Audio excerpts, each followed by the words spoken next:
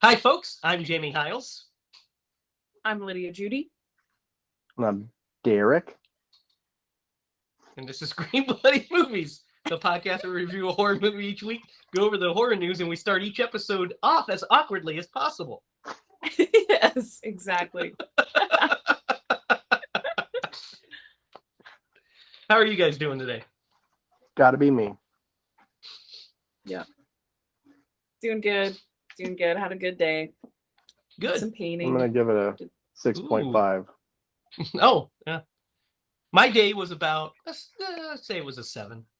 It's about to become a 10 now that I'm here with you guys. That's what I can say. I like it. Good.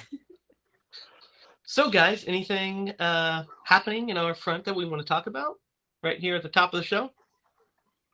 Anything? Oh, Are you yeah, talking we about, are. Go ahead. No, what are we doing? What are we doing? Well, we're gonna have another movie premiere. What, Derek? What do you say? Yeah. Don't you know? That's my best Minnesotan accent. That was special. So we are premiering the new movie, the one right behind me here, Secret Admirer, is going to have its YouTube premiere at the beginning of July.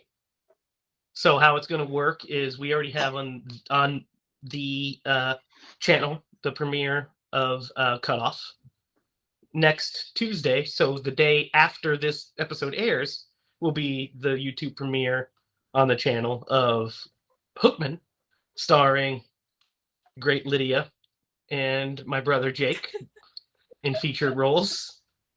And then the following week we'll have I Saw What I Saw, featuring the magnificent acting of Derek and myself, leading up to the world internet premiere of Secret Admirer, which is our longest and most ambitious short to date.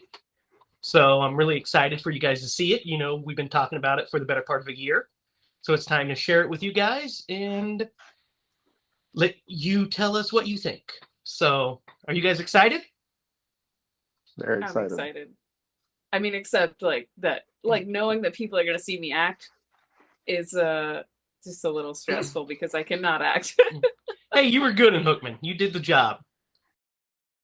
But I'm really excited for people to see the new one because we put a lot of work into it. And you guys have each seen it once when we went to the premiere. And I've seen it 450,000 times because I edited it. So yes. I'm excited All day I for dream again, about for sure. that movie. Yes, pretty much. I'm excited for you guys to see it, and we are interested to hear your feedback. And get ready for the next one, because we know what it is already, and it's in the process. So, guys, I've got some horror news for us today. Got some interesting stuff, so let's get into the horror news.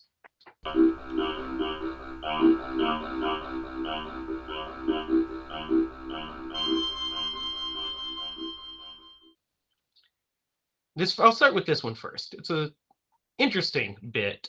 A bit of news that you guys would never expect. I wasn't expecting it. But Bruce Campbell is writing a comic book for DC called Sergeant Rock versus the Army of the Dead. Oh. That is pretty awesome. Interesting. So it's their Sergeant Rock character. When you say it says their character, is that already an established character in the? Yes, it's a DC horror character. Yep. Interesting. He debuted in 1959 in Our Army at War number 83. Sergeant Rock was a soldier of almost preternatural ability and grit, battling Nazis across Europe. So this one is Berlin, 1944. The Nazis are flanked on all fronts by the combined Allied forces, and defeat seems inevitable. In a last-ditch effort to turn the tide of the war, Hitler and his team of evil scientists create a serum that resurrects their dead soldiers, creating an army of the dead even stronger than when they were in life. Sergeant Rock, hero of the European theater, and his Easy Company find themselves dispatched into enemy territory to face off against the strangest, most horrific enemies they've encountered yet: Nazi zombies. I'm What do not you guys gonna think of lie. this? It sounds like he just watched Puppet Master 3 and was like, I got an idea. That would be if it was puppet Nazis. So Well, no, they tried to Right, create a the- serum to resurrect the dead. they did. It just failed, and only worked in puppets. I'm excited. I'll definitely buy it and read it. Oh yeah, it seems like it's going to be pretty cool. So I will. I'll read it if you buy it. And if I like it, I will buy it myself. Jeez Louise, that's too much. That's too much. No, I love Bruce. I'll support him. He's great. Yeah. And then if it's a success, maybe they'll do a Sergeant Rock movie starring Bruce versus the Army of the Dead. See, he needs to do. They could make that one animated, and then he doesn't have to do the physical. He can still Stuff he do does it. along with He just that, yeah. do it. Just do it. I'm just saying, if he felt like it might be too much, animate that stuff. This is some interesting news, you guys. So, when's the last time you guys visited the hallowed grounds of Sleepy Hollow? Oh. I've never been there. Because we have a brand new Sleepy Hollow movie from Paramount, directed by Lindsay Beer. We don't know any plot details, but this is a thing that's happening. So Lindsay Beer is the one that directed the new Pet Sematary prequel that is coming out. So they liked it enough that they gave her another movie to direct immediately. So we're waiting on that. We have our doubts about it. Mm-hmm. But They gave him the perfect storyline. Let's see what they did with it. That's true. We did. What are you guys' thoughts on the new Sleepy Hollow movie? I freaking love Sleepy Hollow. I'm obsessed with the Headless Horseman, with the entire story and the lore and the everything. I love it. I love it so much. I am so excited to hear that there's going to be another Sleepy Hollow. What do you think, Derek? Did you guys watch the TV show on Fox? I I watched a bit started of watching it. I watched a bit of it. Yeah, I watched like the first season. I thought it was actually pretty good. Mhm. But Yeah, I didn't think it was bad. yeah, I it really depends on the story. Yeah. Honestly, I love the It was a weird take. lore. Yeah. It was a weird take for sure, and I love the lore of that. I also love the time period, and I love the Mhm. like the setting, like geographically. Well, So yeah, I'm and excited. you could Hopefully, do they have a great story. could do go along beautiful with it. fogged up woods. Yeah, it's Yes. great. Do you see I mean, why this I'm might be obsessed? this might be a spoiler Yeah. for an episode we eventually do, but I am a proponent of Tim Burton's Sleepy Hollow. Oh So yeah, for sure. that'll be I one that we mean, can how dig into at some point. gorgeous. It's a very beautiful movie. It's a very beautiful looking movie. Aesthetically, that's a beautiful movie. Tim Burton. I wonder That's who my starred in that aesthetic. movie with him. Tim Burton. You know I what, guys? wonder. Speaking of our good old friend Timothy Burton, that's what he likes to be called sometimes. Do you You guys remember on a when first name basis? We are. I'm like the A villain multi. from. I'm the Frieza? villain from the Last Boy Scout. I just elongate everybody's name. It's a deep cut, Bruce Willis for you guys. Speaking of Mr. Burton, a while back we spoke about Jenna Ortega starring in the Wednesday TV show. Remember this? Oh yeah. We were under the impression that this was going to be an animated show. That is not the Yes. case. That is not the Oh. case. We actually have a live action show starring Jenna Ortega as Wednesday. You guys ready to see what she looks like?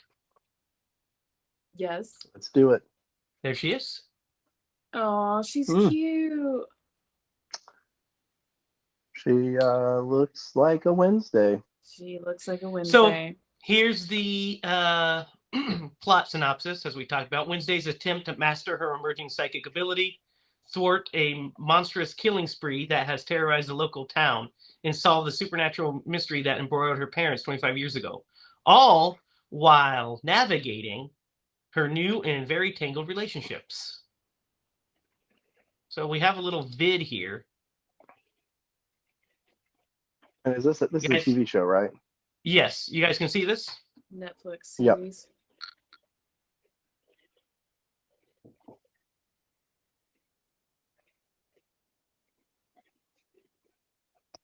Hmm.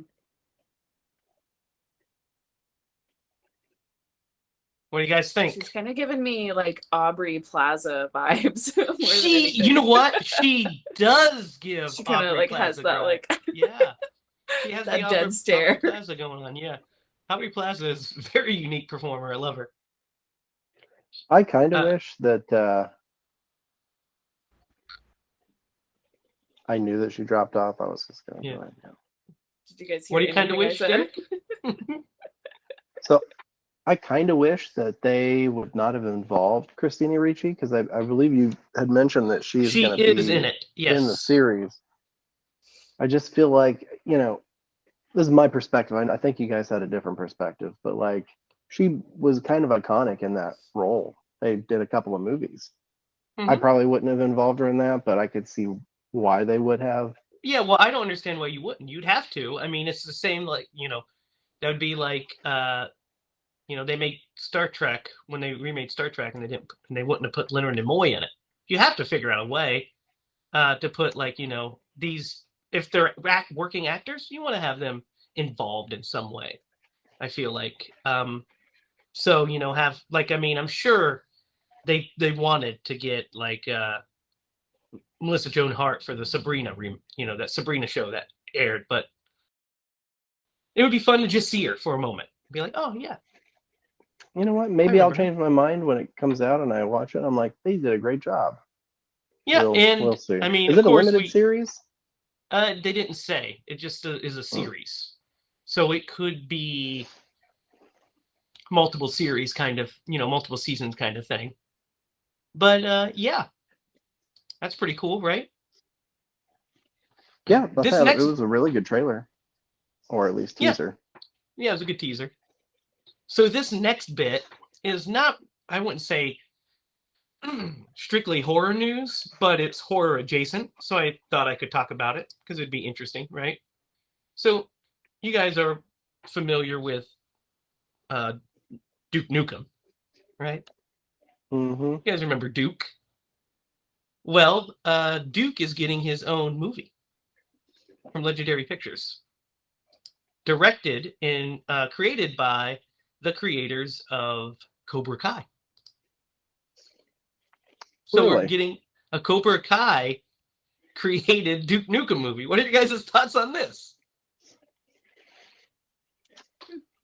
It has I didn't been watch Cobra Kai. a long Good. time since I've thought about Duke Nukem. First off, Duke So- lives rent-free in my mind. it's kind of hard for me to picture like what the movie is gonna, because it was like a guy with a gun. I remember that, running around in space. Well, kind of. And on Earth, aliens invade Earth, and he's just a kick-ass action hero that says one-liners that he ripped off from a bunch of other movies, including Army of Darkness. But yeah, because he says "Hail to the King, baby," doesn't he? Says "Hail to the King, baby." He also steals Roddy Piper's "I came here to chew bubblegum and kick ass, and I'm all out of bubblegum." So I just thought that was a fun bit of news. We don't know much about it, It's except interesting. that it doesn't have a writer or director at this time, but it just is definitely developed from those creators. So I thought that was interesting to mention, right? Oh yeah, it's interesting. I'm trying to picture who they could cast as Duke. Now that I have no idea. You need a really buff guy that could also I be would- funny and can act. Chris they made this- Hemsworth. If they made this movie in the 90s, you know exactly who they'd cast. Arnold. Steven Seagal. It'd be Arnold. Come on, Steven Dude. Seagal. I was joking. You're thinking of Chris the wrong Hemsworth, kind man. of mask to be built. Chris Hemsworth would be perfect for that role. He might be pretty good. Yeah, he's big. Did you guys see Free Guy? He's pretty I guy. have not seen it yet. Did you say pretty guy? Free guy. with Ryan Ryan Pretty Reynolds. guy. I'm sorry. I thought you said pre. No, pretty I do guy. want to watch it. No. I haven't seen it yet. there's a character. I mean, like based on a character in that, I feel like Ryan Reynolds would probably do an okay job at this.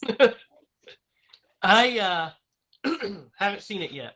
I did watch The Adam Project, which is really good. I liked it. All right, guys, we have one more bit of horror news, and I wanted to save it for last. It's time for Munsters news. Because this, guys, is the Munsters news we've been waiting for. It is a Munsters teaser trailer. Oh, I thought you said gonna say they got canceled. You got my hopes up, man. Are you guys ready to see this teaser or what? Let's see it. I need Probably more not gonna be enthusiasm any than good. that. Are you guys ready to see this trailer? Yeah. Yeah. Great job, It's Lydia. only taken them like 4 years to do it, so All right, here it is. 4 First of all, years. here's a picture Feels of him. like it. it does. Here we go. You ready? Yep. Has the Munsters theme playing Hey, can over you go this. full screen on that? Yeah, Go full actually, screen. let me go full screen. You ready? Yep. There you go. That's better. Love the black and white. Herman looking a little clumsy. Lily Completely walking in looking recreating the beautiful. intro. Her silky robe. And Grandpa with his shovel walking in. Pretty Grandpa funny. looks great. I don't care. He does look awesome. He looks very different, but like in a good way. Now in living color. Look at it. I'm just sitting on the couch.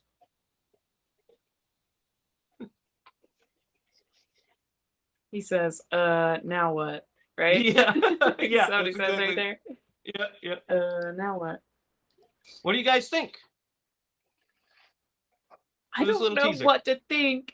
I don't know what to think anymore about this movie. I just want to see it so I can have an opinion already. You're always asking me, what do you think? What do you think? I feel like that robot from what is it? Hitchhiker's Guide to the Galaxy, because I Oh, just want to yeah. be like, it's not going to be very good. That teaser didn't excite you at all, Derek? No. Grandpa did look good. I'll admit that. Grandpa Lily looked is okay. the best. I am not a fan of Herman. I think Herman looks pretty good. I think he I looks think he good. looks okay. Yeah. Well, Lily- I can't wait to hear Looks- what that guy sounds Lily like. is just it's Sherry Moon Zombie, and I can't not unsee it as Sherry Moon Zombie the whole time. Yep, me too. Like I feel like that's just how she like walks around her house. Yeah. Does she? So like she turns into Hulk Hogan?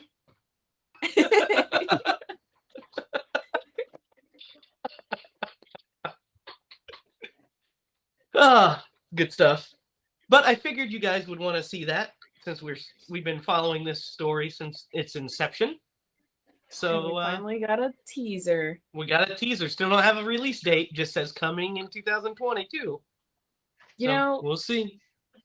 in hindsight, I think we jumped the gun talking about this movie. Hey, we just were. It came across the news desk of our news section, i.e., me, and Yeah. I got the. I was like, oh, hey, this is interesting news. They're developing a Munsters movie with Rob Zombie. That's a weird combo. Okay, and then we just started getting updates every time. So I was like, oh, there's more of this, and now it's become a thing. It's as synonymous with us as Tom Atkins. You know, Right? It's in our literally blood is. now. I've got a story about a Rob Zombie film. Now, I'm going to preface this by saying I worked the night shift. So I had been up all night and gotten very little sleep. But I did go to see House of a Thousand Corpses. And I made it like 10 minutes into the movie and I fell asleep. So, we'll Hey, see. And this is Derek, PG-13. I wouldn't blame that on Rob Zombie. I'd blame that on you because you fall asleep every week. Now that is unfair. That is unfair. Completely different circumstances. But I did work the night shift. I probably was just too tired. Yeah, I mean, I like it. I like some of Rob's stuff. I'm not like a huge zombie head. Zombie! But, you know, That's still in your head? it's in my head. Yeah. Are you singing Evanescence? I'm singing zombie. No. Zombie. Cranberries. Oh, the In cranberries. my Yeah. head.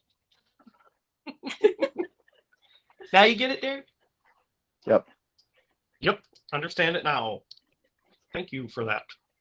All right, guys. That was it for the horror news.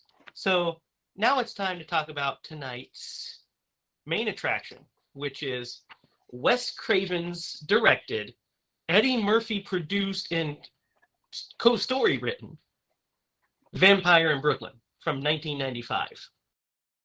So let's start with you, Lydia. What is your experience with Vampire in Brooklyn? So my experience isn't much. I remember my dad watching it on TV when I was very little. And I wasn't watching it along with him. It was just on. So that's pretty much as far as So my this knowledge is- goes for this one. This was the first time you watched it, essentially?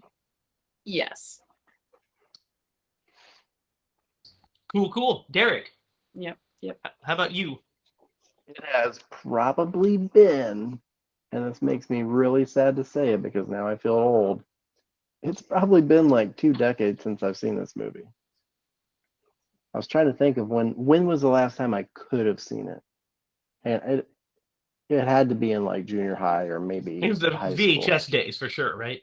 Yeah, for VHS sure. days. Yeah. Yeah, and so like, but honestly, I remembered quite a bit from this movie. And so yeah, I mean it's been a long time. I'm shocked at how much I did remember though. I actually have a leg up on you guys because so as far as when I was a kid, I've watched it a few times when I was younger. I remember renting it on VHS and watching it.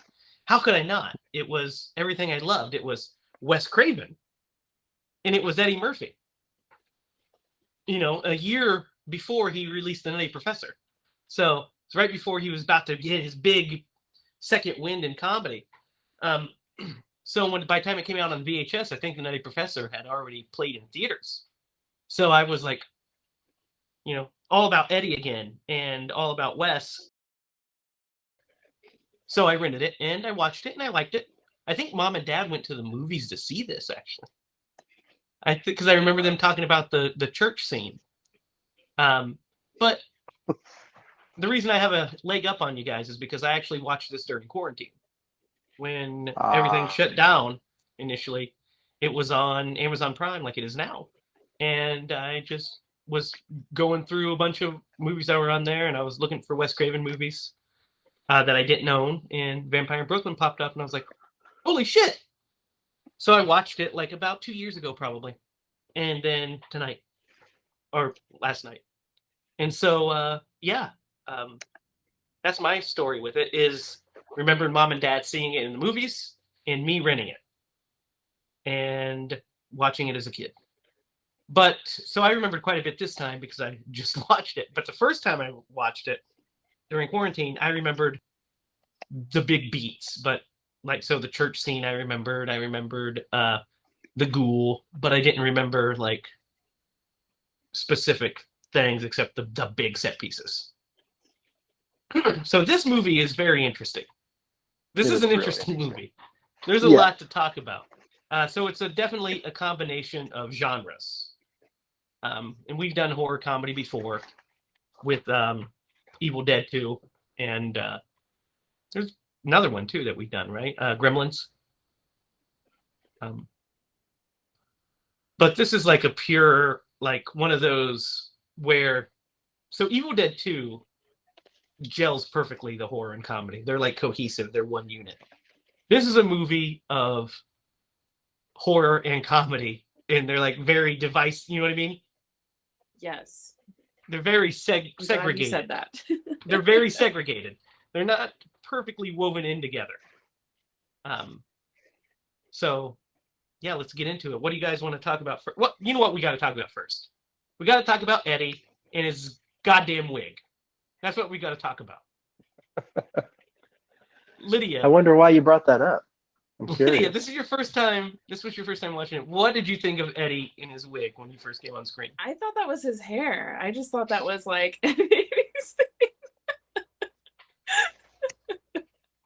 Eddie went weird in the 90s. You know, they almost pulled it off. Yes, Except for there's one scene where it is strikingly obvious that yeah. it's a wig. Yeah, there's multiple scenes. Yeah. I saw that too. Yeah. No, I didn't mind it. I had no problem with the wig. I didn't even give it much thought. Just if I couldn't have seen it, yes.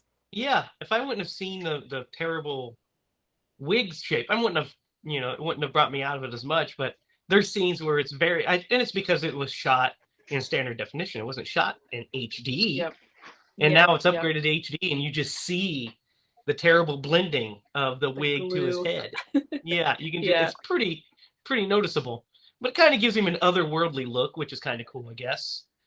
But Derek and I were talking about this off mic, and as soon as he popped on camera, like as soon as he started talking, like first of all, before we talk about it, Lydia, what do you think of Eddie's accent as the vampire?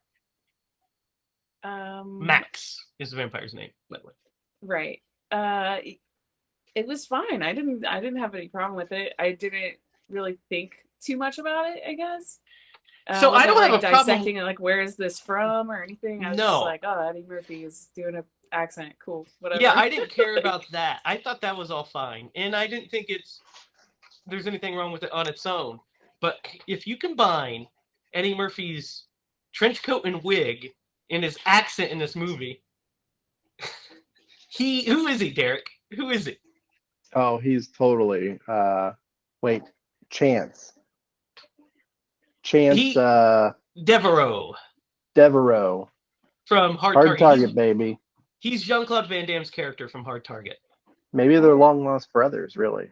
Do you know what we're talking about, Lydia? No, I've never seen it.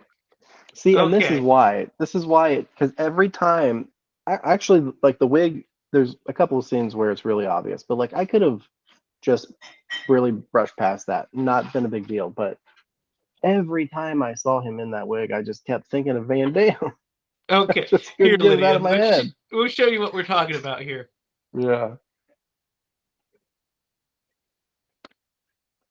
Right, can you guys see my screen? There are even popping up here. There are even scenes in this movie, not this movie, but the Hard Target movie, where he's wearing a pink coat. Yep, right there. Oh yeah, okay. It's like, oh yeah, okay, that tracks. That tracks. Yeah. Yep. Yep. So didn't think of that. Yeah, how can you not think of it once you see it, right? And you hear it. Yeah. His accent is very Van Damme. The way he enunciates his words. And I was like, is he just doing a Van Damme impression? Like, is that what's going on here? Was Wes's direction like, okay, I see this character as being Van Damme from Hard Target. Well, I wonder if Wes was like, think of the coolest person that you can and emulate him. Go. And he's like, hey, Van Damme was really cool in Hard Target. Van Damme's pretty badass in Hard Target. I'm gonna do that. And there's a line in here where he like curses and he's doing this accent. He goes, God, what did you know what I'm talking about? I'm trying to think of what he said. There's the one time where he says, so awkward. I will put it here. When he's in the cab. So everybody knows. Yeah, when he's in the cab or in the limo. Maybe. And he's like cussing at the ghoul. You motherfucker! That's it. Yeah. Yes. That's it. The most Van Damme line to me in it is when he, after she runs out, of the apartment, after he's trying to get her to succumb to his side, and she runs out of the apartment, and he goes, "Women." Right? Like, it's so strange. This movie is strange, guys. It's a strange one. Let's just dig into that. Like, so, the plot is Eddie is this Derek vampire. picked this, didn't he? He did pick it. I did pick this movie. Eddie is a vampire who travels from Africa, I do believe, Nope. into. Is that what? He was in Africa. He Yeah. went to the Bermuda Triangle. Right. Okay. But he was from Africa, right? I mean, that's where. Yeah, he's he got from. driven out of the Carpathian Mountains, I think. Yeah, and then to And then, Africa. yeah, is the Bermuda Triangle, is that in Africa? That's not in And Africa. no, he goes It's to the in Caribbean. the ocean. Yeah, Yeah, because he gets Triangle's driven literally there, and he. in the middle of the ocean. Yeah, well, that's what I'm saying. That's why it's kind of confusing because the ship comes from the Bermuda Triangle because he got driven out there and he like landed on an island and he would just like feast on people who got lost in the Bermuda Triangle. Right. And it's a yeah. So then That's actually a great premise. That is a great Great premise. premise. I Yeah. think I should have I used thought it was that really instead of clever. this movie. But so I assumed it was either Africa or an island because wherever he was killed, because vampire rules, right? You have to carry around a coffin with the soil Yeah. that you're from, right? And he has a coffin full of sand, so you know Sand, it's somewhere sandy. Yeah, And it probably it's in the says same- exactly, and because there's like kind of like a monologue at the beginning. Yeah, and that's what in the monologue he mentions being driven to Africa first, and then being out into the Caribbean essentially. And so he's looking for this like daughter who's a half vampire. He's looking for this woman that's a half vampire. That's why he goes to Brooklyn because that's where she is. Mm-hmm. And like I guess it'll like make him powerful or what have you. I'm really fuzzy on what it does. What does it do? I don't think it's clearly stated. He just has to get with her before the next full moon. Yeah. Oh, to live beyond he has to do it in order to live beyond the next full moon. That's why. So he explains that he's come to Brooklyn in search for the daughter of a vampire from his native Caribbean island in order to live beyond the night of the next full moon. So that actually adds more stakes to it. I didn't understand that. It wasn't very clear. So that's why he has to do it in order to live beyond the next full moon, which is why he's so like into like, we got to do it. I've got to get it by the next full moon. So It's a weird thing. These characters are something. So let's talk about a bunch of them. So we have the night watchman, who's an older gentleman, and he is played by John Witherspoon. Yeah, John Witherspoon. Oh my gosh, man! Silas is his name. Silas Green. Dude, he steals every scene that he is in. He's in my opinion. I agree.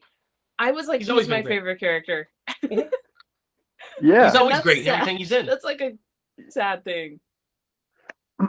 Honestly, there were so many characters in this movie that were perfectly cast, like for the type of comedy that they were trying to go to. And he was great, man. I loved every scene that he was in because I don't know if he like improvises these lines or they specifically wrote them for him, but his delivery on these lines, like there's when he climbs onto the ship when it wrecks into the building and the wolf jumps over him, he was like, "That wasn't Lassie." Yeah, he's got some great. I feel like none of that was written. I feel like they were just like, "Hey, go walk up that ladder and get on the boat." Like that guy just talks like that. I'm pretty sure. Like, yeah, he's great. He like he's just mumbling to himself the entire time he's on that shit. I would listen to that guy mumble for hours. Yeah, just mumbling to himself, and then we're introduced to, of course, Julius Jones, mm-hmm. Who ends up becoming Max Eddie. We'll just call Max Eddie from this point because he's Eddie. He's Eddie Murphy. So he becomes Eddie's ghoul. And this is a really interesting. I like this this kind of subplot of the ghoul because I think it's really fun. There's some really funny stuff here. I think it's funny that first of all that he's like, "You're my ghoul." Like that's what he is. He's just called a ghoul. Yeah. And then in his monologue he says a really funny bit where he's like, "My ghoul is actually working out very well." And he's like, "You're on your way to becoming my best ghoul yet." Yes. Love it. Yeah, I think he even says one day you might make vampire. Yeah, yeah. So throughout this whole bit, Julius, as the ghoul, is like deteriorating horribly throughout this whole bit. First he loses Oh my his God. hand, then he His loses ear. his Ear. eyeball, his ear He first, lost his ear first, yeah. hand then his eyeball, and then he loses his arm.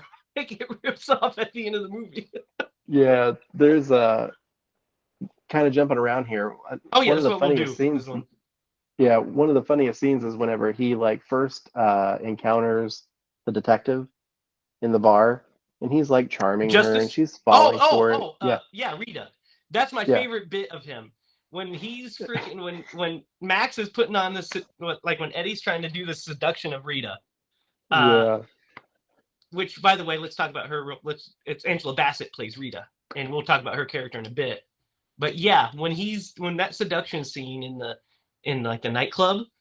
yeah, Go ahead and talk about it, Derek. yeah. When he's putting the moves on her, and he's almost got her to the point where she's gonna dance with him, and bam, here comes Julius, and he's just like, oh, Max, he gets all kinds of stuff. I got to be a little PG-13 here, but he's getting it real good. He said something. He's got a surplus of pussy. Isn't that the line he says? Yeah. He's got a surplus of pussy. Yeah, and oh my gosh, and The fact that the he's best like, part of this whole bit, that the line's funny, but Eddie's reaction to it is amazing because he's just like, it is perfect. oh no, like there's this powerful vampire and he's like embarrassed by this idiot ghoul and he's just like, oh no. That's one of my favorite bits too. It's really funny. Yeah. So good. our And other then he pulls leads- his tongue out. Yeah, slaps it back in his mouth. So our other leads are we have Angela Bassett as Rita, who's our main character. She's this badass detective who is the half vampire. She has like psychic premonitions and such. And then we have Alan Payne plays Detective Justice, which is like her love interest and partner. And so at the beginning, we're introduced. This is another thing about this movie is, did you guys notice all the what I like to call Craven cameos? Did you guys notice these? So the beginning of the I'm trying movie. to think of one.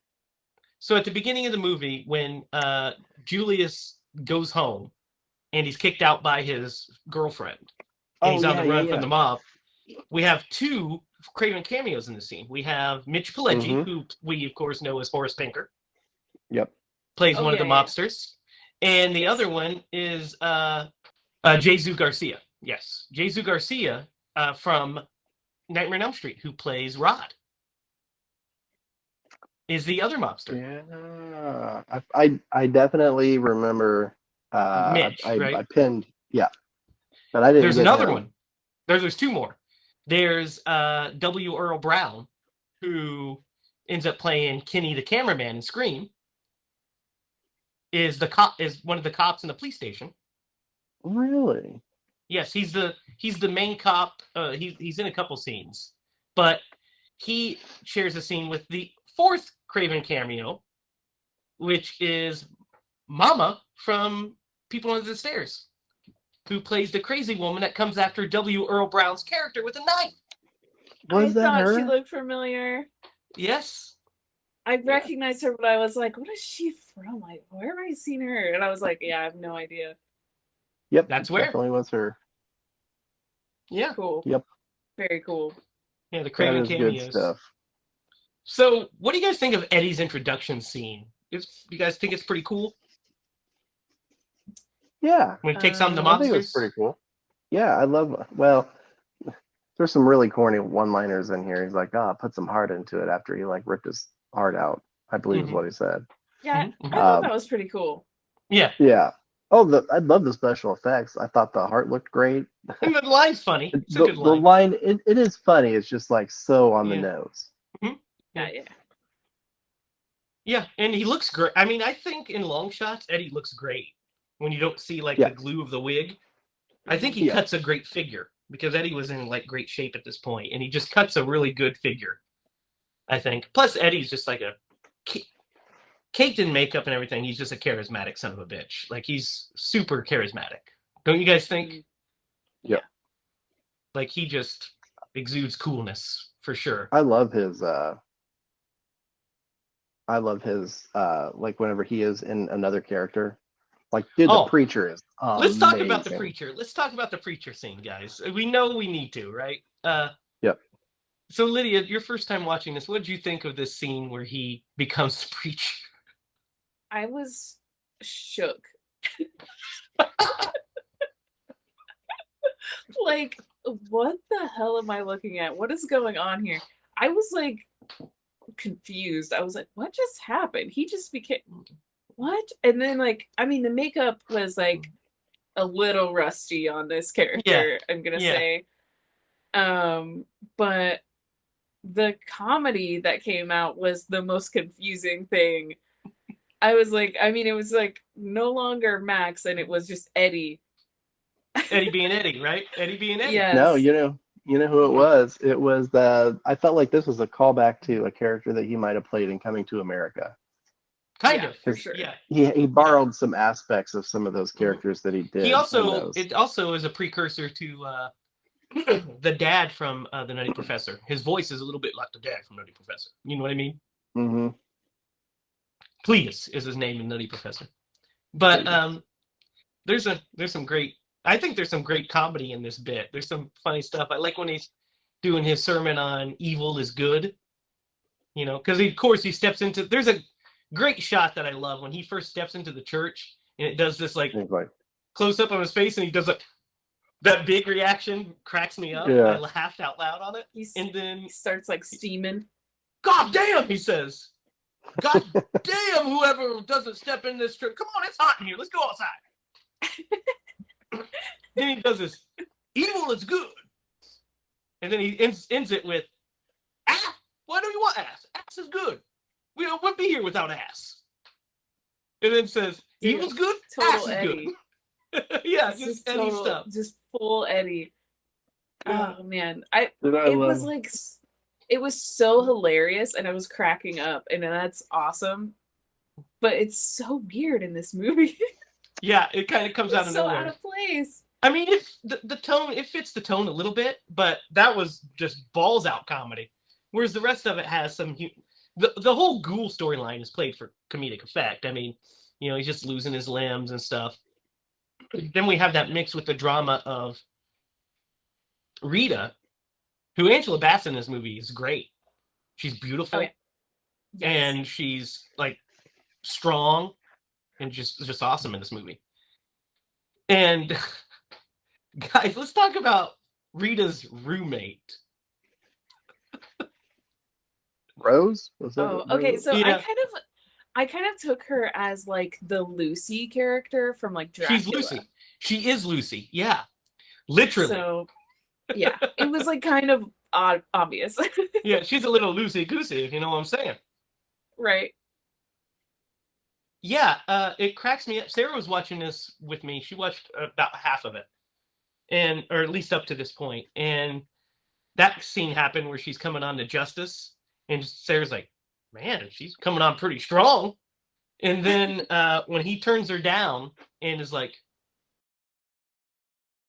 "I got here. Let's cold shower," and leaves. Sarah goes, "Well, that was kind of rude of him to say."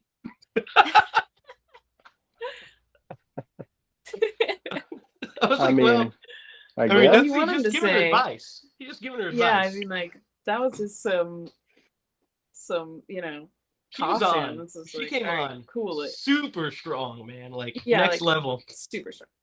And then the best thing is Max shows up next, and she immediately is like jumping on the Eddie train, like immediately. Like she's like, "Oh, he turned me down. Hey, another man." Yeah, the next guy she sees, who happens to be a vampire. Yeah, and then they have this. This scene is pretty cool when they her death scene's really cool. I like the way it's shot and edited. There's that great bit where we see the blood come out of the keyhole. It's a great Wes Craven image. Yeah, it is. So for sure, it looks great. I'm not saying it doesn't. I was just sitting there thinking, man, why would How there is be that blood coming out of the happening? keyhole? Well, And it doesn't well, even yeah, make me too. sense because it's just the visual and the. yeah. I totally get it. It just that's where my mind went, was like, how would that actually happen? Well, I can see how it would happen if he pushed her up against the door, because we don't If really he see what's did, going on there. It's yeah, and we see like a bunch of cool cuts then and stuff maybe. with it. Yeah, and that shot of the blood coming out of the keyhole is just a really great Wes Craven image. So he's Oh, like, it totally is. that's Yeah. happening. There's also a really good dream sequence in Mhm. this bit where it's after she first sees Eddie on the ship and gets like kind of like spooked and whatever, and she has this dream that he's breaking down the door of her apartment, and we have these cool transitions and cuts to the red silk things moves into like her sheets and stuff. It's a really great Wes Craven bit of directing. I loved it. So he's trying to get her throughout this thing. And I forgot. There's actually a fifth Wes Craven cameo. Almost forgot. The Van Helsing character in this movie is played by the actor who plays the villain in Serpent and the Rainbow. Ah, man, I haven't seen that movie in a long time, so I would not have gotten that. Yeah, I've watched it not too long ago. But also, it's just I know all of these movies. It was a little convenient that he knew her father and That's her how these mother. movies work, man. That's how these I movies know. work. So there's also Eddie plays another character, guys. This one What is do kind you- of weird. Yeah, but I also think he's really funny. Oh, he's definitely funny. It's just I closed out yeah. accident. So anyway, I was what like, I was this saying, was unexpected. yeah, well, I was going and doing trying to clean up some stuff. So this character of Guido that he plays is actually pretty funny, I think. Really weird. What do you guys think of this character?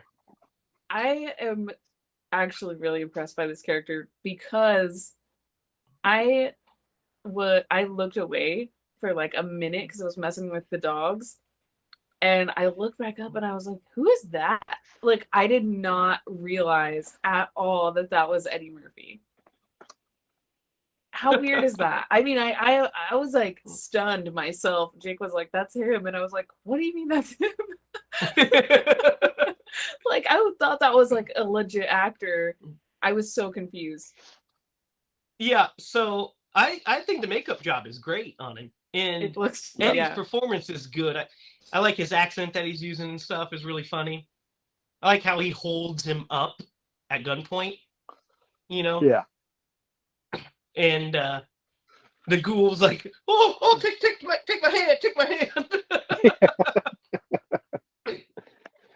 This character, there's this bit in the restaurant where he goes in and he freaking shoots a cat. First of all, the cat jumps at him and he shoots it, and he says, like, keep that cat there. I'm gonna shoot it in the ass.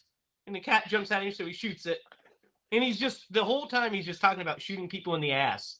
That's just what he keeps talking about. What do you guys think of this bit? Oh my gosh. The cat killing, and then earlier he kills a dog. Yeah, he like makes a it police like, dog. blow up. Yeah. What is Yeah. that? Like, what is I don't that know what about? that's about. That's not a vampire thing. Yeah, who knows? So this it was kind of out of left field, but it ended up serving a purpose, Mm-hmm. right? But it was a little out of place. But he did a great job playing the character. Honestly, the only thing that he was missing with his physical appearance were like contact lenses. That was the only thing that jumped out to me. But yeah, I could see Lydia if you turned away and you weren't expecting it, and you're just like, who's this guy? Not knowing that's Eddie. I was like, I literally was like, he kind of looks familiar. Yeah. I've seen this guy before. I knew, the Eddie Murphy, his voice is pure Eddie. That pure Eddie white guy voice that he does. And so it's really funny. And then of course he gets arrested, taken to the police station, and basically he's using this time to drive Justice and Rita apart. Yeah. Because if she's alone, it's easier for him to manipulate her. Is his whole deal. And we find out that Rita at that. Yes. We find out that Rita has feelings for Justice. She's in love with him. And he's in love with her. But neither of them can say it because they're partners. And so there's one bit that's kind of silly to me is when she gets mad. So she gets mad at Justice because she thinks she sleeps with the roommate, which is fine. I mean, he sets it up for that. She doesn't believe him at first. Still doesn't believe him. She kind of forgives him. And then he just says that he saw him at like a strip club or something. That's how he knew him. Or, oh yeah, you were over there getting a blowjob from what's her face. And she just smacks him in the face like, yeah, I'm gonna believe this 2-bit criminal that just tried to shoot up the place. Yeah, I'm just gonna take him at his word. That's kind of silly. Yeah, for sure. I mean, I don't know. Like he called her by suspicious. name. Yeah, she's already suspicious, and she's never met this guy, and then he called her roommate by name. I would have been like, oh, well, you must know her then. What do you? No, I'm not talking about the roommate. I'm talking about when they're at the police station. Yeah. And oh yeah, and Eddie says that. Yeah, but it's still just kind of like, So this guy's obviously a liar. It's a stretch. Yeah. It's a stretch, but I can can see why she would have thought that. He shot a cat. But anyway, there's this great bit after he makes the woman go after the police officer. Yeah, with a knife. attack the cop. And when he turns back around, Eddie's back into his normal form, and he's like, he went that way. Just such a great little comic beat. Went that way. He's like, very smooth. Wow. And then he takes off his cuffs.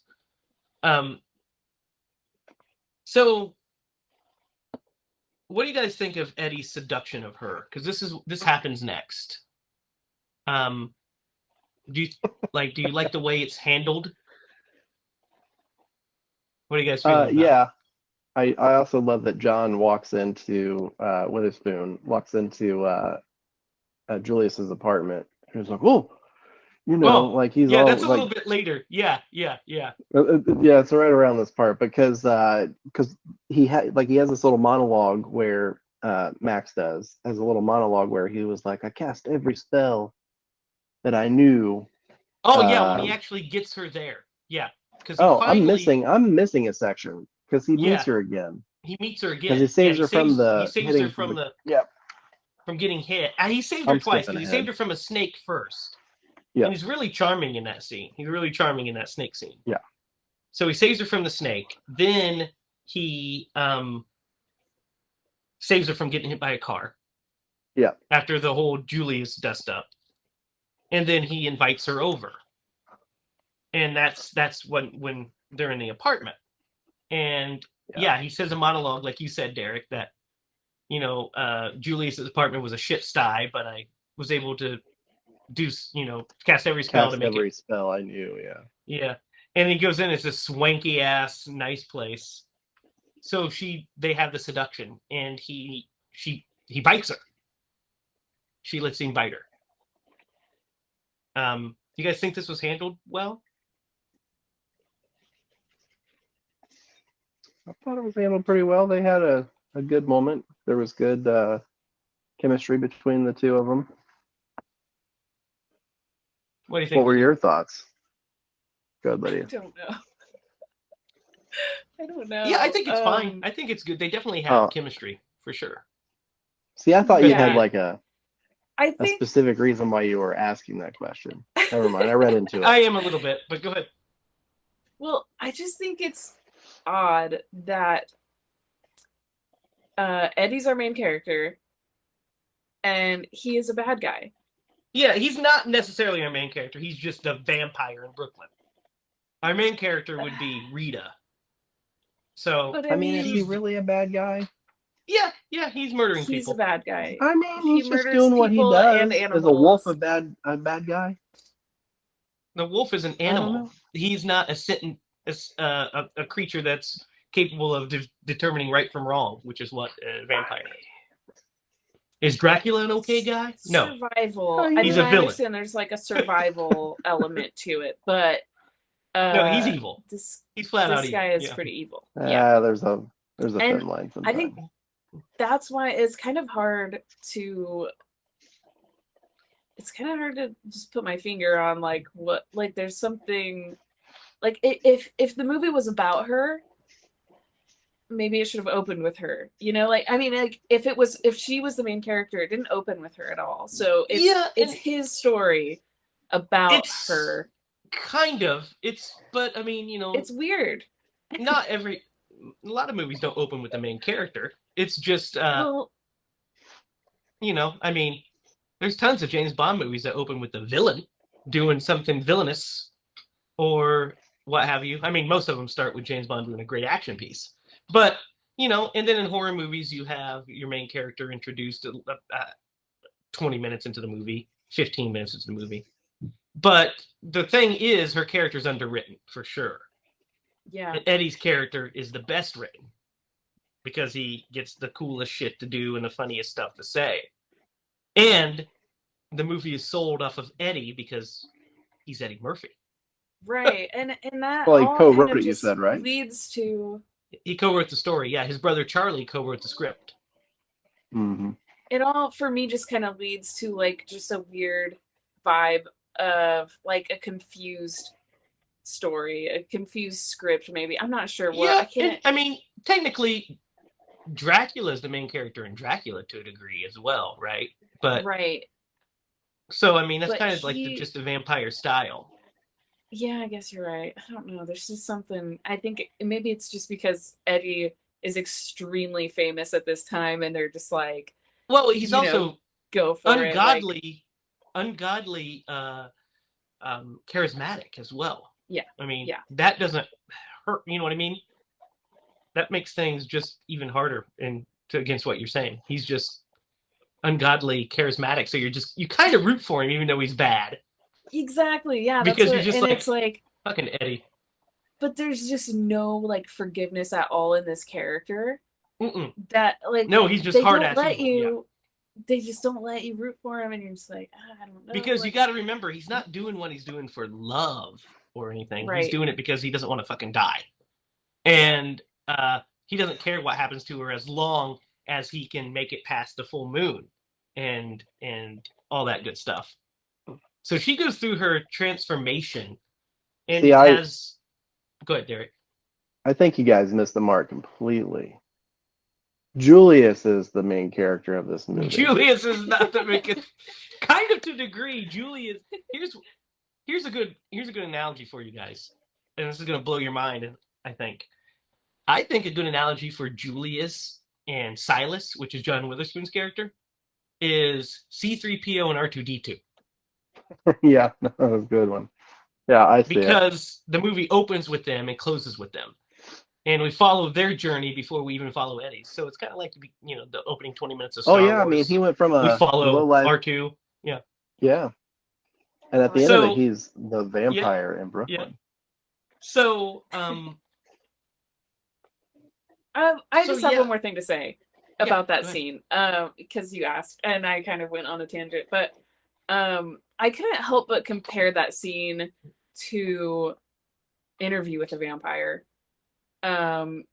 Like there are a couple scenes in this that are kind of like exactly from that, except done less good, maybe, depending on your views, I guess. But just a couple of these scenes of just like the idea of like changing someone and like I don't know. I was just like, I couldn't help but compare it to that movie. What's interesting about this movie is what they do is the transformation stuff. You know, Interview with a Vampire, the transformation is the majority of that's like the main plot of the movie. That's the majority of it, is the switch.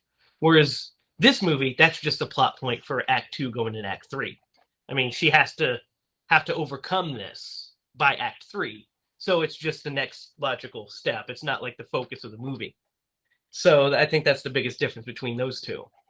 It's a focus if you're looking at it as Eddie Murphy as the main character instead of... I mean,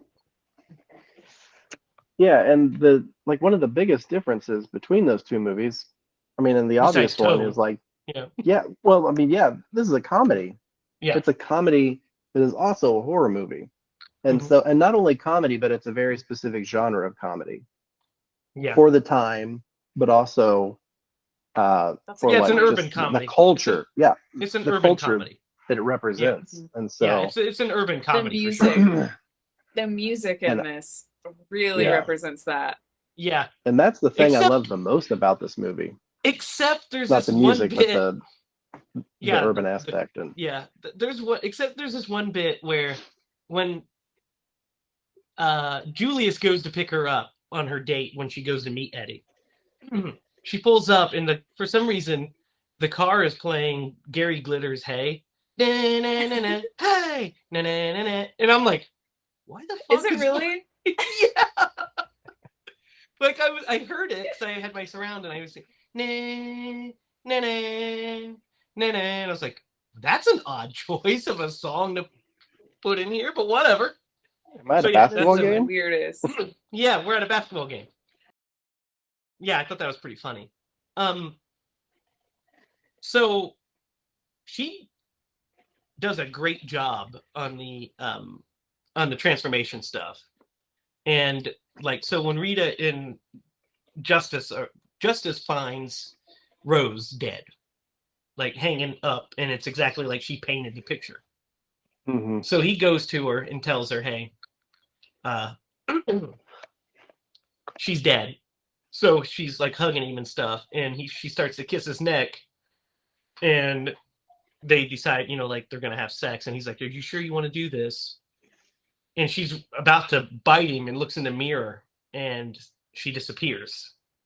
So she realizes that she's losing her humanity. So she goes back. She runs out, and Justice goes and visits our Van Helsing character, and finds out the backstory, and finds out that they need to kill him before the full moon, or else before the night's over, or else she's lost forever, kind of thing. And there's this scene where Eddie wants her to feed. Yeah, like she needs to feed. This is hilarious. What do you guys think of this scene in the Central Park?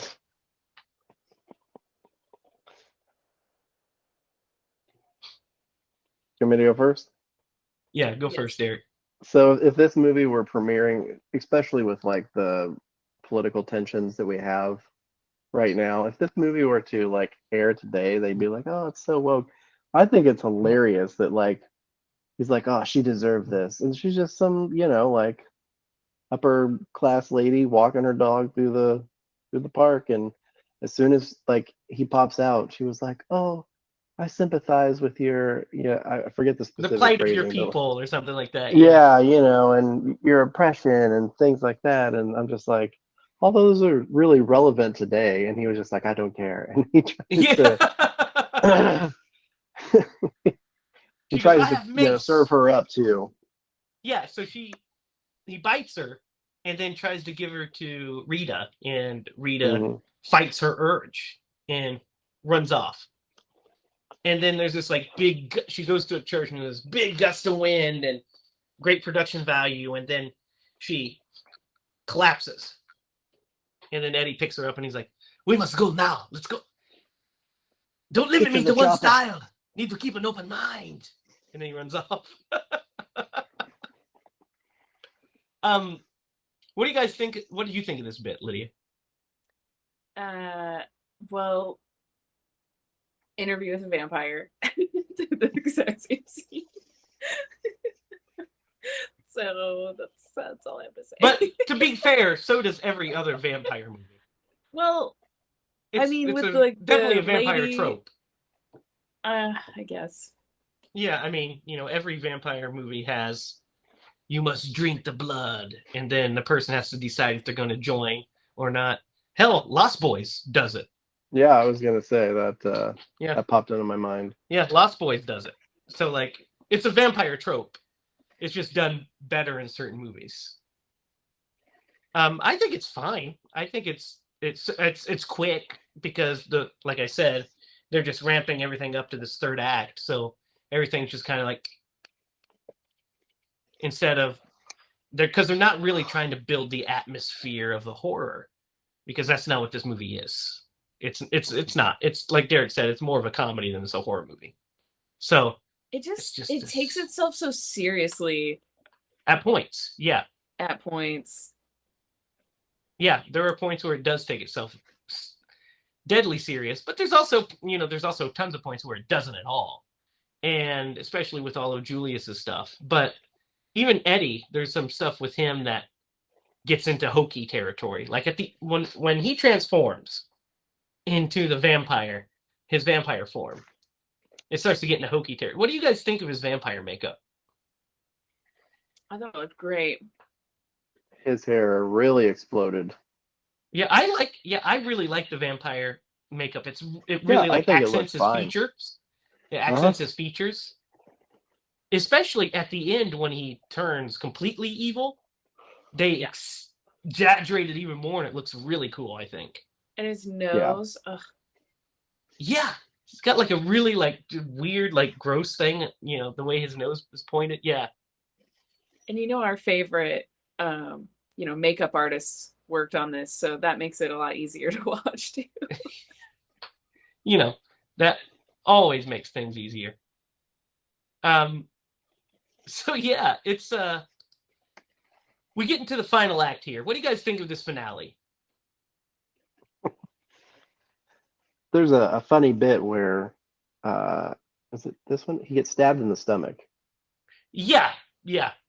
And then he gives him a lesson. Yeah, because he tries to. John wanders into the apartment like you were talking about earlier, Derek. Yes, this is where he wanders in there. Yeah, and he's like, God damn, this place is nice. And he cuts his neck with his fingernail and is wanting her to suck the blood. And he's, like, no, I got high blood pressure. Dude, I'm telling you, he steals every scene that he is in, man. He is next level hilarious. So then John walks in, or not John, Justice walks in, and with our Van Helsing character, and then that's when he stabs him in the stomach, and he's like, stomach, heart. You have to stab me in the heart. This is the stomach. This is the heart. You stab me in the stomach, and you stab me in the heart, like a total Eddie moment. And so they start fighting Justice, and they run off, and the ghoul loses his eye. That's a funny bit. And he's like looking looking for it. One of them steps on it. Yeah. Yeah. Justice. What's funny is when he's like, killed him to the ghoul, and the ghoul runs up there, and he's like Julius is trying to do karate. Right, yeah. And he just like moves out of the way. He kicks the wall and falls over and loses his eyeball. He's the most inept motherfucker alive. So yeah, the actual ending. They go down into where his coffin is. It's like another area of the house, right? Yes. And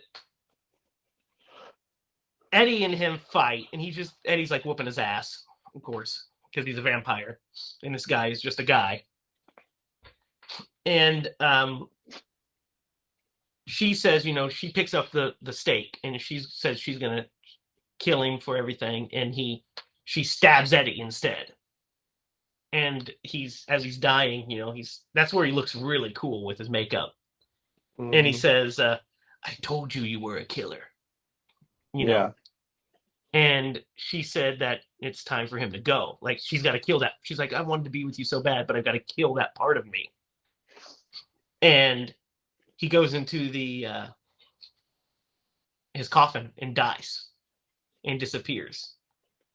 Then we have classic movie meltdown mode where it's like the place is exploding for no concernable reason. Just that's what happens in finales. No, that's what happens when you cast spells and then you die. Maybe that's true. That is a good point. It Maybe it's the explodes. spells wearing off. That's a good explanation for it. But it's definitely one of those just classic movie climax exploding things. So they have to get out, and they survive. They're together. They're happy. And then we have this whole coda with Julius and Silas. What do you guys think of Julius and Silas's coda here? What do you think of the whole finale? Let's talk about the whole finale, Lydia. What do you think of the finale? So it's pretty good. It's pretty good. When they're in the limo. Mm-hmm. Yeah, we can talk about all the finale. Let's talk about the actual the whole thing. finale and then the limo part. Yeah. So in the end, Eddie's character flies out as a bat, right? He's alive. No, he gets killed. He gets killed. Yeah, she kills him. She stabs him. Okay. Which, by the way, is telegraphed. Like, it's going to happen. Yeah. I really thought that I saw him like fly away as a bat. Was there a bird that carried the? I think it was a bird. Yeah, I think it was a bird. A bird carrying. Yeah, because he's definitely dead. He disappears. Yeah, and then the bird takes the ring and drops it out. Yeah, and Where drops did the bird it. come and from? That, they just needed a way for that ring to get there. It was in the rafters. Because it sets up Julius as the ending for him. Yeah. Which then leads into a couple other questions. And we'll get there in here in just a second. But yeah, I don't know. I liked the limo scene a lot. Yeah, it's fun, right? It's really fun. Yeah, those two are the best characters. This whole movie should have been about them. Yeah, they're great, and I also like the limo scene. It's funny because it starts off with him like he's lost his arm, so he's like decaying even more as the ghoul, and he gets it. He's like, well, I guess I still got this limo, and he gets in it, and then they are rolling down the sunroof, and the ring falls in, and he's like, oh, got the master's ring. He's not gonna need it. Gotta wear this for my dead homie or whatever, and he puts it on, and it transforms him into this like super cool hip 90s guy. Julius Jones. Yeah. There's very a cool, by the way. He calls him Unc. Very cool. Yeah, and he like does the thing, you see his eyes, and then freaking Silas is all like, I had this happen back in 1962 when he's talking about like freaking random stories. I'll tell you, I won the Indy 500. Yeah, just random shit. Yeah, that's pretty funny. I like the ending. I think the whole finale is pretty solid. So I like the production value of like the mist in the coffin after he disappears and everything. I think that's pretty neat. Yeah. I do think the eye effect is that for the time. I thought the eye effect was pretty good. Oh yeah, like, it was good. You can. Yeah. It's like he's now a vampire type thing, and Yeah. also the ring. So, does the ring possess a power, or is it just like the essence of Max? I'm guessing that it possesses some kind. Who knows? It's not explained. It's literally definitely not explained. It's just one of those things. He puts on the ring and he transforms into a vampire. I think the ring holds a he's been lot of promoted. power. Yeah. What it is, we He's don't no know. longer a ghoul. Yeah, why that's a thing? I've never heard that in any other lore. Like he takes on the persona. I don't know. Of Don't know. a vampire. I don't. Yeah. I don't really know. There was a little He breadcrumb. was promoted. Yeah. Yeah. He definitely got his promotion. There was a little breadcrumb where, one day you might make vampire. So, like, it seemed as if the process had a beginning where you're a ghoul and then you move into being a vampire. But Well, I think he just. It's quite a jump. Yeah, I think exactly. He just didn't. But I don't know. Yeah, I don't know what the ring significance is, except that it randomly turns folks into vampires. At least if they were ghouls first. Yeah. Yeah. So yeah, I don't know, but it's funny. It's It is cool funny. because it ends on a funny note. There's a Could have set line. up a sequel, they just didn't do it. Yeah, well, the movie was not a financial success, so there's a reason That's a they didn't do shame. it.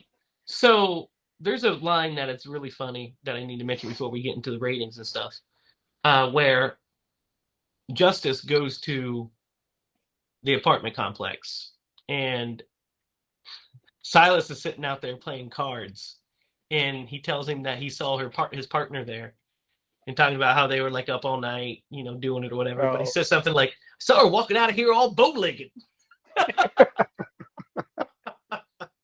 Yeah, his lines are the funniest. Like, I laughed out loud. I was like, God dang it. Yeah, he's got the best lines. And he's got some really good ones too. He's got some good bangers in there. Some couple of really good zings. But most of the time he's trying to be serious. Yeah. And then he, gets to have fun as the preacher and stuff, and he gets to have some real funny stuff. And as the Guido, he gets to have fun stuff there too. That character. So yeah, I would love that to is see the commentary. I can only imagine that, like, those moments, they're just like, just say whatever comes to you. It had to be improvised. Yeah. Anyway. So according to the production notes, according to Charlie Murphy at least, the movie was originally going to be a straight horror film with no laughs, but Wes Craven brought a different focus to it. He said Maximilian wasn't going to have any redeeming qualities, but Wes taught us that we must get the audience to care about our characters. And even if they didn't know any vampires personally, they would at least have to identify with that type of person.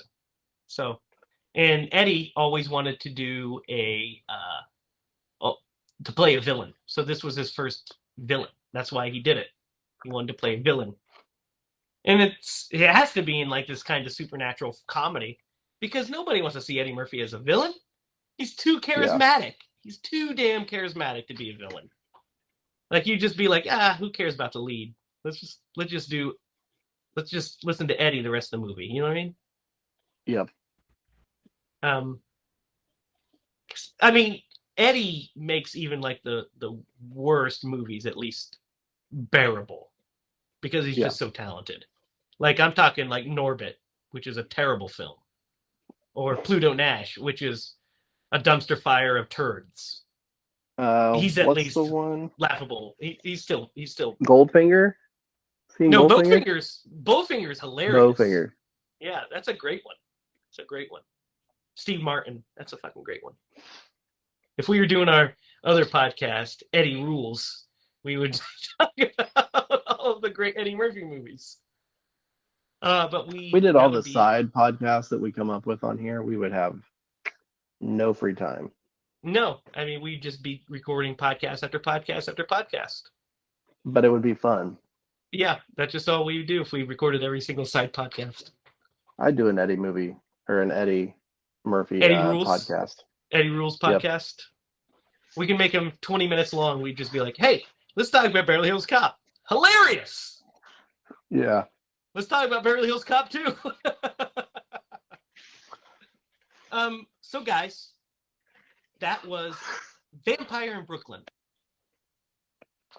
Let's talk about this movie in our ratings. Let's start with you, Derek. What are you going to give Vampire in Brooklyn? And why? Excuse me. Man, so this movie's hard because, like, I found it really entertaining. I thought it was really funny in a lot of areas. I thought the casting for this movie was darn near perfect. Almost all the characters they got right so well. I loved the that urban aspect, the comedy that came with that, the time period, the setting of it, like the whole storyline just really worked for me. It's not a great movie, but it's a fun movie. And so I'm going to give this movie a 6.5, but it really should be like a 7.5. Okay.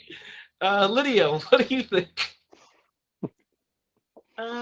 So I'm going to be a little bit more critical than Derek. This one. Me and Derek are always like opposites. I'm gonna give this movie a 4.5. What? It's just a weird storyline, a weird plot line. Like some things just didn't come together for me. Like I honestly think if this just would have had a different plot line, it might have worked a little bit better for me. I don't think this movie holds up very well like today. But they're like, I really like the comedy beats.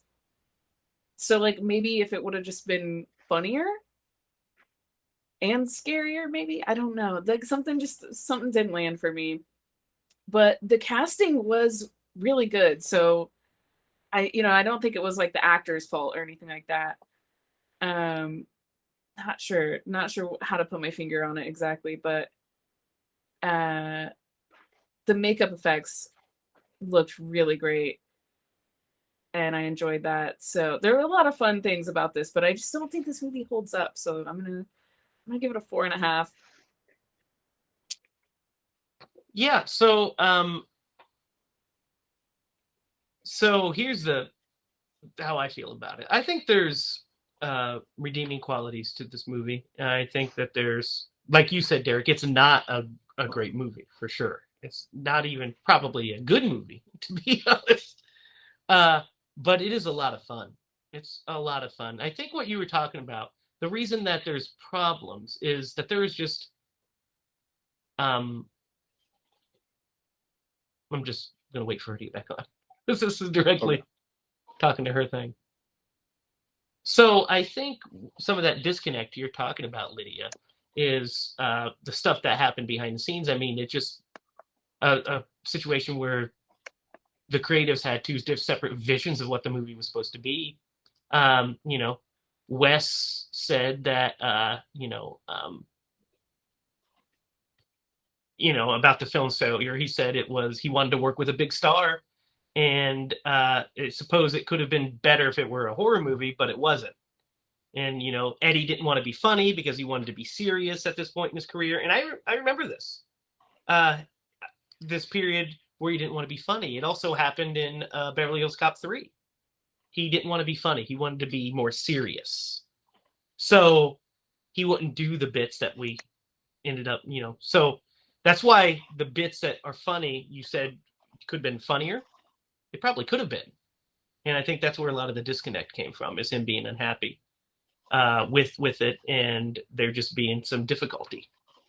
Having said all that, I still find it entertaining. I still think it's fun.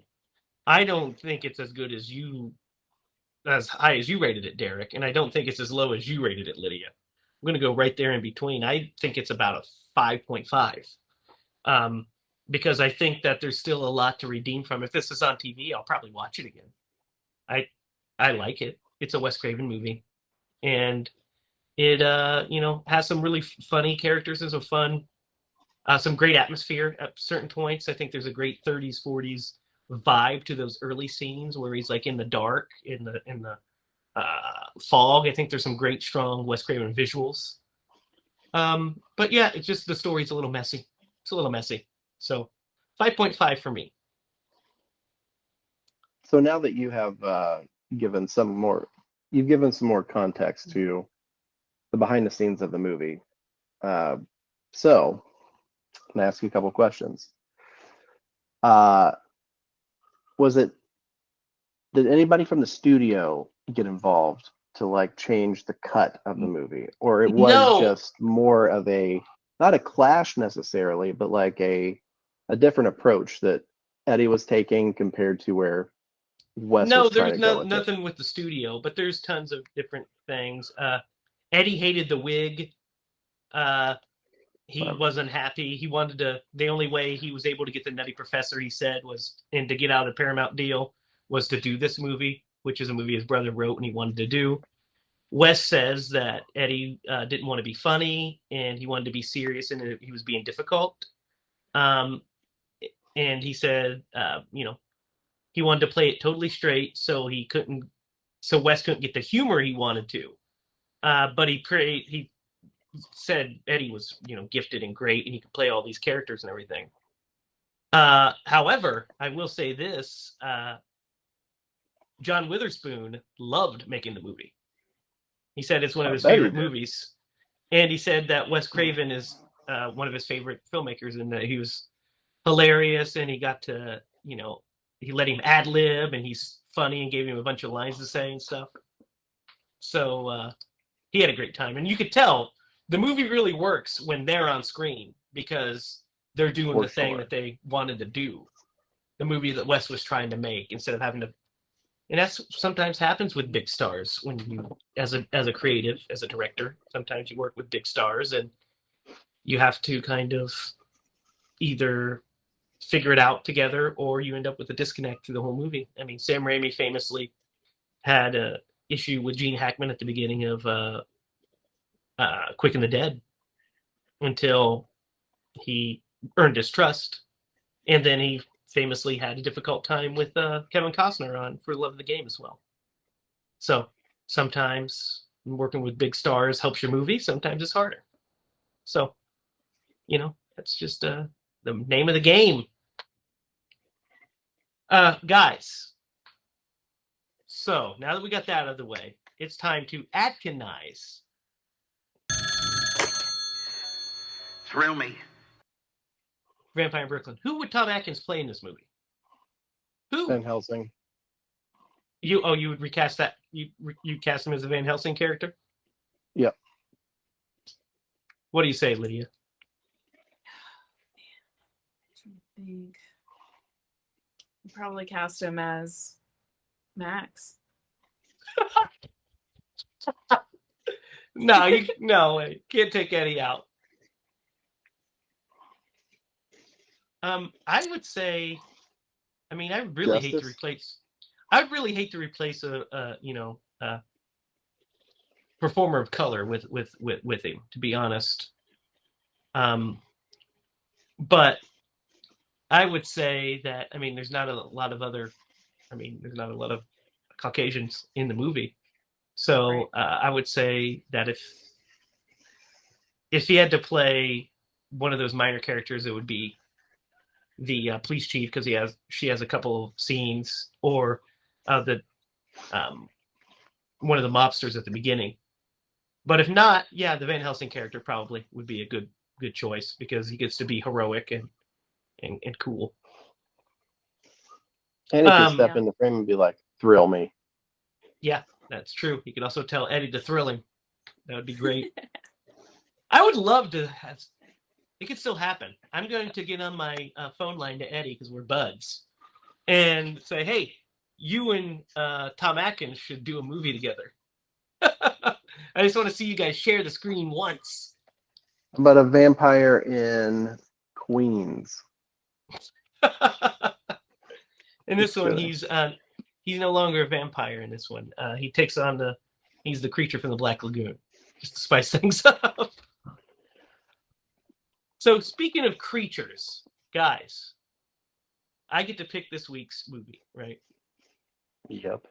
So I was thinking about this for a while, and I thought about a couple of different movies that we had talked about doing in the last several episodes. I thought about one in particular that we thought about doing, Lydia, but I was saving that for you to do. And I started looking around. I wanted to see, do we do an obscure one? Do we do a bloody one? What do we do? And I started feeling the summer vibes. And the summer was washing over me. Oh, man. So we're going to just go from a movie that's okay to a movie that is perfection, with Steven Spielberg's Jaws. Yes. Summertime is here. Summertime is here. Awesome. I almost picked Jurassic Park because the new Jurassic Park is out. But we have to start at Jaws, right? We have to start at Jaws if we're going through the Spielberg horror canon. So next week is Jaws. Awesome. And that should be a fun watch. I can't Jaws wait is to dive into available. that movie. Jaws is available pretty much everywhere, probably. I think it's on HBO Max currently. Nice. Let's see. Jaws is not on HBO Max. I lied. Not anymore. It is on YouTube, Google Movie, Amazon Prime, Apple TV, Vudu, or you could just own 6 copies like I do. That's another way to watch it. I have it on DVD, Blu-ray, and 4K. So, Jaws next week. Anything else you guys want to add to Mr. Murphy's vampire flick? No? I wish we could have seen a more cooperative Eddie Murphy in this movie. A more I wonder collaborative, yeah. Yeah, I wonder what that movie would have looked like. We'll never I think know. the movie we got is fine. Yeah. But yeah, it could have been a little better. I think that there's just, some movies are just what they are. You know what I mean? Like Yeah. some movies are what they are. And this was what See. this one was. Now I'm dedicated to build a machine that allows me to jump to a parallel universe where that movie exists. I'm That's gonna work just on what that. you want to do. So that way it's I'll keep you marginally guys better. updated. It's a marginally better movie. You don't know if it's marginally better. Maybe it's critically acclaimed in that universe. You don't know. I don't know. I mean, Wes is You don't allowed know. to have a couple of lower tier movies. He has made just nothing but all-time classics throughout the rest of his career. Whatever. Some I'm glad I own this that are movie. I just think stone it's, cold classics. yeah. No, this is a This fun movie movie. was I liked it too. yeah. It made me, I'm not going to lie, it made me, after I watched it, look up some Nutty Professor stuff because I was like, fucking Eddie. I want to see Eddie just be funny. So I watched a bunch of clips Are you of sure it didn't that. make you want to watch a bunch of Van Damme movies? Well, it made me want to do that too, but that's kind of my go-to mode anyway. Watching Van Damme movies. Good stuff. Should we give a Van shout out Damme to has never Joey? made a horror movie, or else we would have reviewed it. I mean, Chuck Norris has made one. He Steven almost made Seagal's made one. a couple. Yeah, he did. He almost made Predator. Predator, which is another summer blockbuster that we might get into one day. Yeah. Probably will. Real quick, Um, because I gotta ask this. And have you seen the Prey trailer? Yes. Yes. Looks good. Looks good. Looks really good. It does look Yeah. good. Have you seen it yet, Lydia? No, I haven't seen it yet. It's very I'm good. excited. Looks very My good. dad came over while I was watching Vampire in Brooklyn, and it was actually he brought that up. That's why I'm bringing him up. But he was like, "Oh, did you see that?" And I was like, "No." And he was like, "I don't have Hulu, so I'm gonna have to come over here and watch it." I don't have Hulu either, so I'm Uh, gonna have to get it for a month Yeah. I have Well, for a so free trial. so when my dad came in the door, it was at the scene where she was about to bite her partner's neck. it. Mm-hmm. And I was like, I looked over at Jake and I was like, "Oh, is she gonna bite him?" And my dad was like, "I hope so."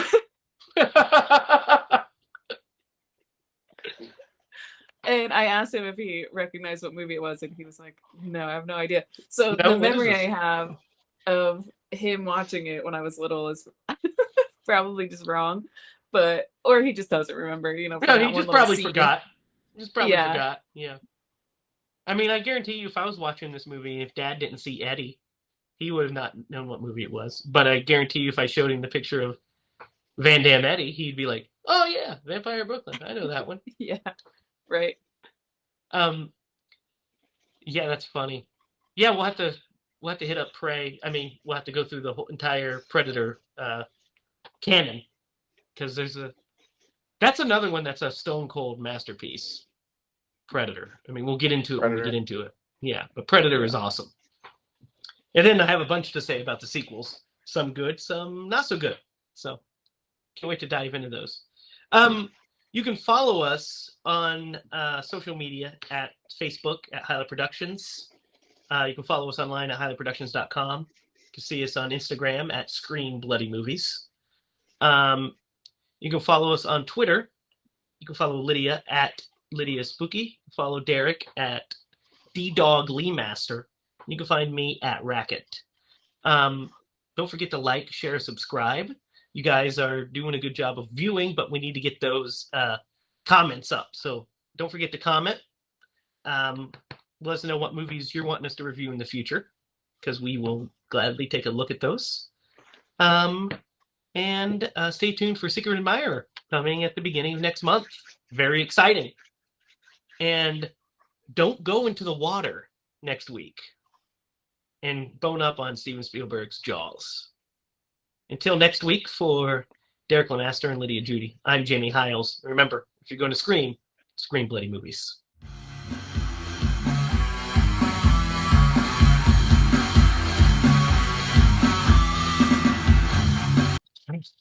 Let me. Me. All right.